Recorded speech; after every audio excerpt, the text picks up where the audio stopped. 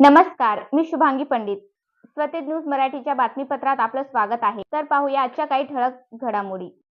आषाढी एकादशी निमित्त गेल्या 5 वर्षापासून नांदेडमध्ये भव्य माऊली दिंडी प्रति पंढरपूर सोहळ्याचे आयोजन करण्यात येत असते.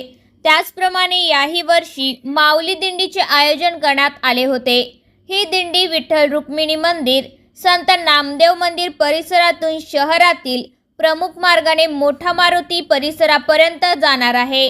दिंडीत टाळ, मृदुंग, भजन, सांस्कृतिक कार्यक्रम तसेच विविध सामाजिक आणि धार्मिक संघटनांचा सहभाग झाला होता. हे माऊली दिंडीचं आयोजन 5वं वर्ष आहे. सगळ्यांचं खूप सहकार्य, खास करून महिला मंडळांचं, ड्रेस कोडमधल्या महिलांचं आणि साध्या भजनी मंडळ महिलांचं खूप मोठा रिस्पॉन्स पाहायला मिळाला आम्हाला, जे आमच्या अपेक्षेच्या बाहेर होतं. लोकांना खूप आनंद येतोय. आत्ताच मला कमीत कमी 50 लोकांनी, पुरुष मंडळीने सुद्धा सांगितलं की आम्हाला पंढरपूरचा आनंद येतोय. बस ह्याच्यामध्ये मला असं वाटतं माऊलीचा आशीर्वाद आहे आणि आम्हाला साफल्य झाल्यासारखं वाटतं की लोकांना पंढरपूरचा आनंद येतोय.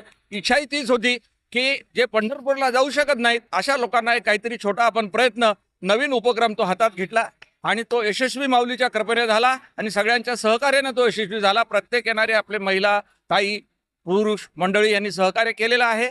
त्या सहकार्याला मला असं वाटतं माऊलीचा आशीर्वाद मिळालेला आहे आणि उत्तम असं भक्तिमय वातावरण होतं आणि सुंदर अशी माऊली दिंडीची शोभायात्रा झाली असं मला म्हणायचं. ही माऊली दिंडी आम्ही सुरुवातीला संत नामदेव मंदिर, शिंपी समाज, तिथं विठ्ठलाचं मंदिर आहे आणि नामदेवाचं मंदिर आहे. तिथं आरती करतो आपण. आरती करून टावरजवळ येतो.